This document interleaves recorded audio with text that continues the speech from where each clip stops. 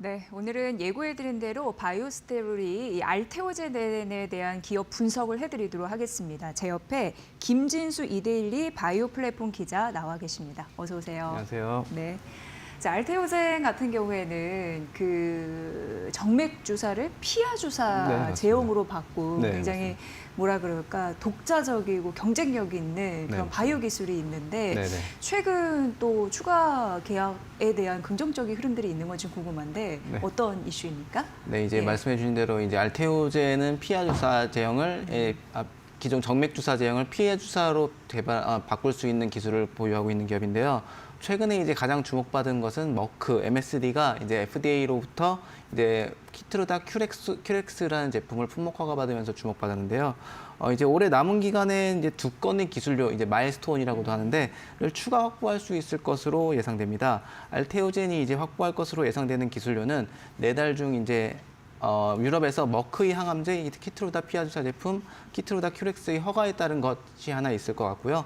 또 올해 안으로 인도 제약 바이오 기업인 이제 인타스가 개발 중인 이제 또 SC제형 제품 품목 허가가 예상되면서 기술료를 또 확보할 것으로 예상되고 있습니다. 네. 그러니까 계약을 체결했는데 그에 따른 기술료, 마일스톤을 더 추가적으로 받는다라는 내용이네요. 네, 맞습니다. 예. 이제 계약 안에 이제 기술료, 마일스톤이 구조가 다 포함되어 있는데 이제 네. 단계별로 이제 받게 되는 구조입니다. 예. 이제 또 좀 더 설명드리자면 이제 지난달 20일에 미국 FDA가 이제 키트루다 큐렉스에 대한 품목 허가를 결정했는데요. 이에 이제 알테오젠은 이달 1일 머크로부터 약 350억 원의 기술료 마일스톤을 수령했습니다. 키트루다 큐렉스 같은 경우에는 알테오젠의 인간 히알루로니다제 기술이 적용돼 있습니다. 아까 말씀해 주셨던 이제 IV 제형을 SC 제형으로 바꾸는 기술인데요. 이제 미국 FDA 허가에 따라서 유럽의약품청 EMA의 승인도 기대감이 높아지고 있습니다. 머크는 이제 현재 EMA에도 이제 키트루다 큐렉스 품목 허가를 신청해 놓은 상황이고요. 이제 유럽연합 집행위원회 EC의 최종 허가 같은 경우에는 올해 안으로 이뤄질 것으로 예상됩니다. 특히 이제 9월 달에 유럽의약품청 EMA 산하의 인체용 의약품위원회가 키트루다 큐렉스에 대해서 승인 권고 의견을 내렸습니다. 이러면서 이제 유럽 진출의 속도가 붙을 것으로 전망되고요.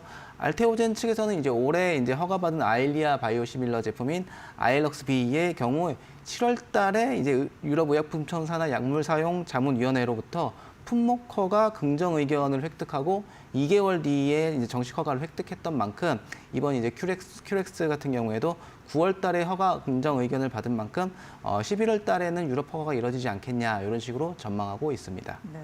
그럼 유럽의약품청에서 허가를 했을 때 알테오젠이 획득할 수 있는 기술료는 과연 얼마일 것인지 네. 이게 관건이 될 것 같습니다. 네, 이제 예. 공식적으로나 뭐 구체적으로 네. 공개된 데서는 없지만 이제 추정을 어느 정도 해볼 수 있는데요. 이제 FDA 허가 때 이제 앞서 말씀드린 것처럼 350억 원 가량의 이제 기술료 마일스톤을 확보했는데 EMA 허가 받았을 때도 비슷한 수준의 기술료를 확보할 수 있지 않겠냐라는 추정이 되고 있습니다. 따라서 이제 알테오젠이 올해 머크로부터 받을 수 있는 기술료는 700억 원 안팎 정도가 될 것으로 예상됩니다. 네.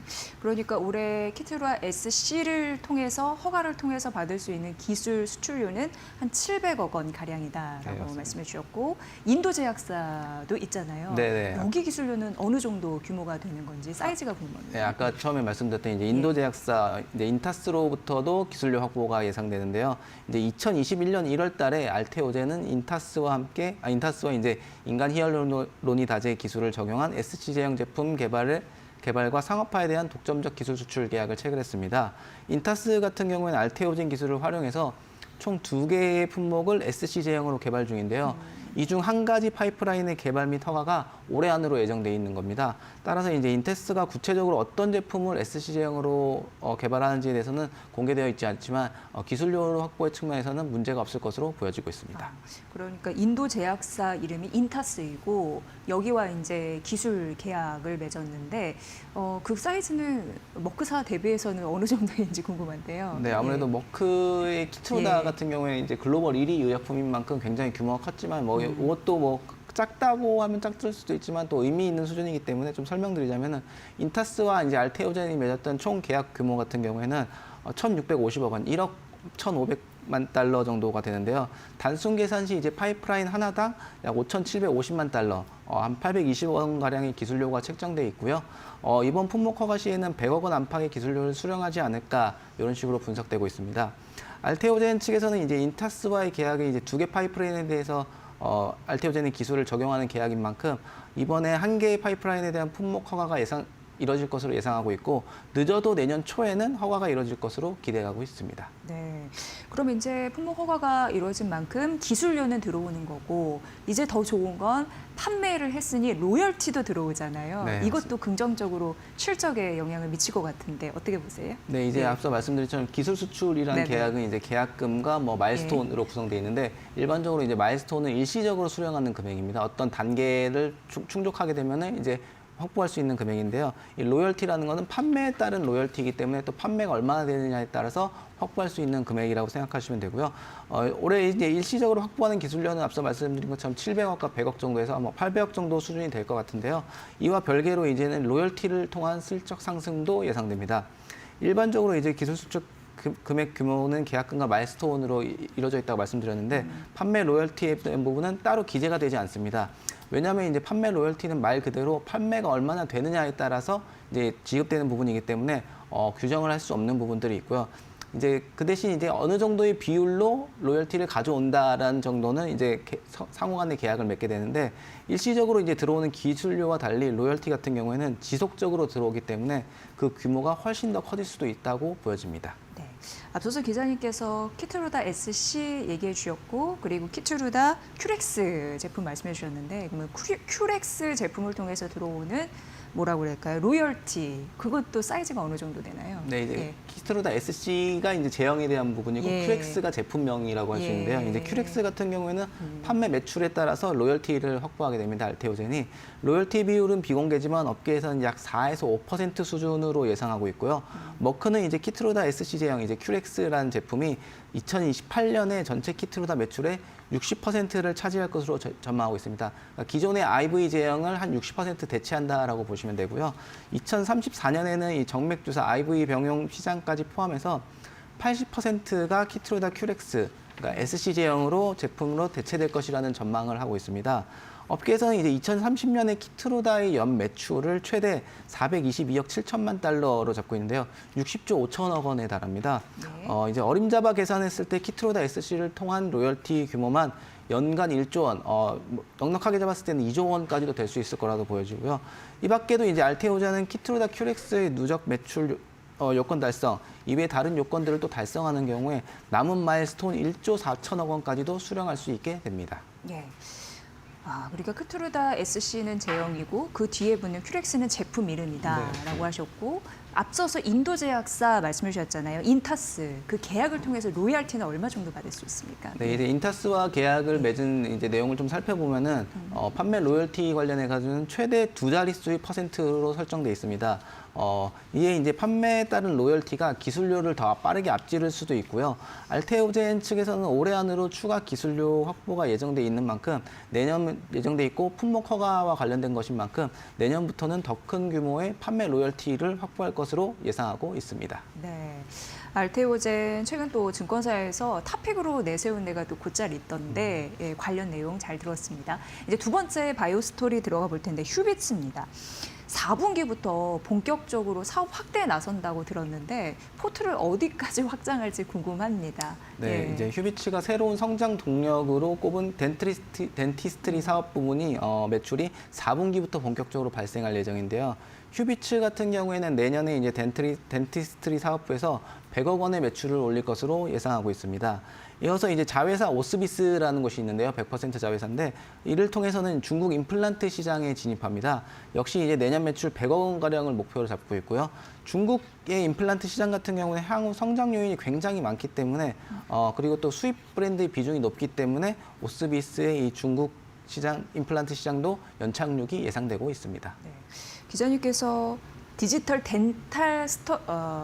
덴티스트리까지 영역을 확장한다고 말씀해 주셨는데 그럼 기존에는 어떤 영업을 했던 기업이고 실적은 어느 정도 나왔던 기업인지 궁금하네요. 네, 우리가 이제 안경점 같은 데 가면 이제 눈 예. 검사하고 뭐 안경 도수를 검사하고 그런 제품도 네네네. 있잖아요. 그런 제품을 사실 주력으로 만들고 있는 예. 곳입니다. 좀 더 설명드리자면 광학 의료기기 전문 기업인데요. 안경 원용 검안기기, 그다음 렌즈 가공기 등을 개발해서 판매하고 있습니다. 아, 예. 2022년에 매출 1,000억 원을 돌파하면서 놀라운 모습을 보여줬는데 이어서 2023년에는 매출 1,177억 원, 2024년 작년에는 이제 1,179억 원으로 성장이 다소 이제 부진한 모습을 보였습니다.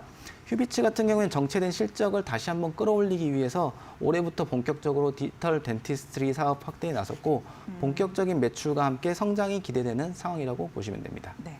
그러니까 이 기업은 기존의 광학 의료기기 기업이었는데 디지털 덴티스트리 기업으로 변모한다라는 건데 이렇게 사업을 확장하려고 하면 또 핵심 제품이 있어야 될 거 아닙니까? 어떤 제품인가요? 이제 말씀해 주신 대로 덴티스트리 제품이 핵심이 될 것 같은데요. 올해 4분기에 구강 스캐너 LS100을 중심으로 덴티스트리 관련 장비를 본격 판매하게 됩니다. 이 구강 스캐너라는 건 어떤 제품이냐면 입안의 치아와 잇몸을 소형 카메라로 촬영해서 3D 3차원 디지털 모델로 변환하는 장치입니다. 빠르고 이제 위생적으로 본을 떠서 보철, 교정, 임플란트 설계와 제작 측면에서 효율성을 높이는 제품이라고 할 수 있는데요. 구강 스캔을 통해 확보한 실시간 시뮬레이션과 분석 데이터는 이제 크라운, 브릿지, 인레이, 임플란트 보철 등 설계 소프트웨어와 밀링 머신 그리고 3D 프린터 등 가공 장비로 연동할 수 있습니다. 이에 이제 구강 스캐너는 디지털 덴티스트리 기본이자 핵심 장비로 꼽힙니다. 아, 기본이고 핵심이다라고 하는 구강 스캐너. 여기에 최대 강점은 어떻게 보셨어요? 네, 이제 경쟁력 당연히 살펴봐야 되는데요. 네네. 이제 휴비츠의 구강 스캐너 LS100 같은 경우에는 시야각이 최대 15 곱하기 18mm로 글로벌 최대 수준입니다. 아, 가장 넓어요? 네, 글로벌 최대 수준이고요. 이는 구강 스캐너 분야 전 세계 1위 기업인 메디트의 기존 주력 제품인 i700의 13 곱하기 14mm보다 더 광각이라고 할 수 있고요. 지난해 이제 메디트가 출시한 신제품 i900과 같은 수준의 시야각입니다. 구강 스캐너 같은 경우에는 스캔 대상의 재질과 표면 상태 그리고 시야각에 따라서 스캔 정확도가 확 달라지는데요. 시야각이 좁으면 아무래도 넓은 부위의 고정성 보철물 케이스를 제대로 인식하지 못하거나 뭐 그런 경우가 생겨가지고 스캔의 이미지 재현율이 떨어지게 됩니다. 시야각이 넓다는 것은 우수한 스캔 이미지를 확보하는데 중요한 포인트라고 할 수 있습니다. 네.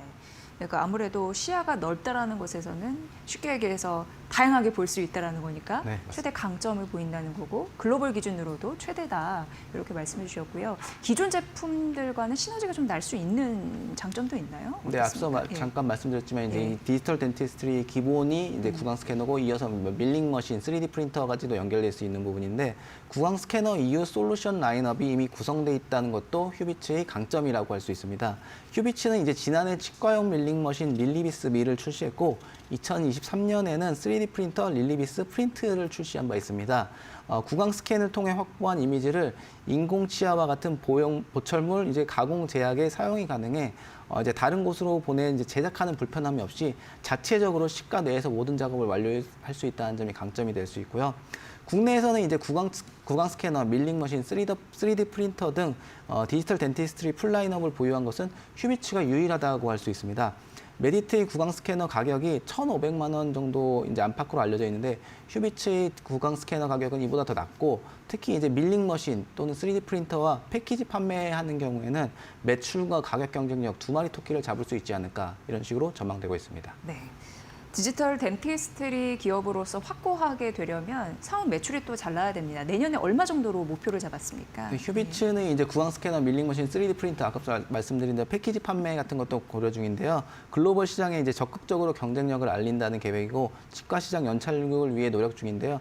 내년에 이제 덴티스트리 분야 매출 100억 원을 목표로 해서 이제 내년을 전략을 세우고 있습니다. 네.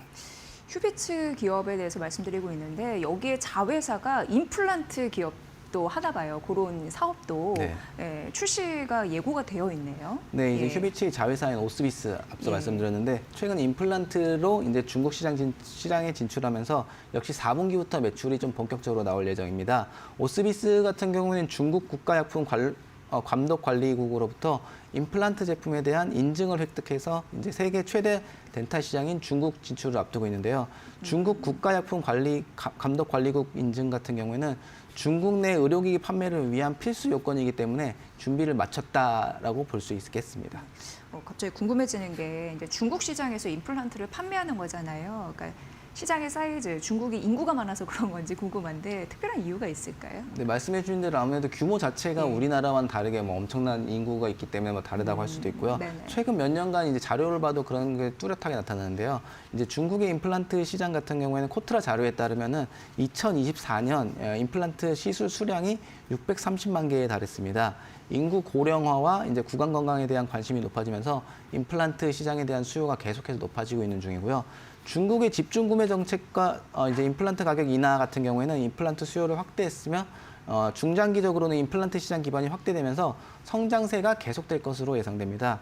2030년 중국 임플란트 시장 규모 같은 경우는 54조 원에 달할 것으로 예상되고 연간 성장률 같은 경우는 29%에 달하는 만큼 중국 시장은 굉장히 매력적인 시장이라고 할 수 있습니다. 네. 사업에서 규모의 경제를 따지는 이유가 있는데 중국 시장은 비교할 수 없을 만큼 큰 규모를 또 가지고 있습니다. 이외에 다른 이점이 있다면 뭐가 있을까요? 네, 이제 중국의 임플란트 시장이 어떤 식으로 좀 구성되고 있는지도 네. 좀 살펴봐야 되는데요. 네. 중국 임플란트 시장의 경우에는 수입 브랜드가 90% 이상을 차지하고 있는 것으로 알려지고 있습니다. 오스비스에게는 긍정적으로 작용할 수 있는 부분이라고 할 수 있고요. 그 중에서도 이제 미국과 유럽 임플란트 브랜드 같은 경우에는 대형 공립병원과 체인 구강 의료기관을 타깃으로 삼고 있어 오스비스가 타깃으로 하는 민간 병원 및 개인 구강 클리닉에서는 큰 영향이 없을 것으로 보여지고요. 이제 휴비츠 측은 오스비스 임플란트 제품 중에서 중국 판매는 현지 유통사를 통해 실시한다는 계획을 세우고 있습니다. 또 휴비츠 같은 경우에는 오스비스가 올해 중국 임플란트 시장 진출을 통해서 50억 원가량의 매출을 올릴 것으로 예상하고 있고요. 내년에는 매출을 100억 원까지도 늘릴 수 있지 않을까 이런 식으로 전망하고 있는 만큼 앞으로 이제 이 중국 임플란트 시장과 함께 오스비스도 주목해 보시면 좋을 것 같습니다. 네, 오늘 이렇게 바이오 스토리, 알테오젠과 휴비츠 두 기업에 대해서 집중 분석해 드렸습니다. 김진수 기자의 분석이었습니다. 잘 들었습니다. 고맙습니다. 감사합니다.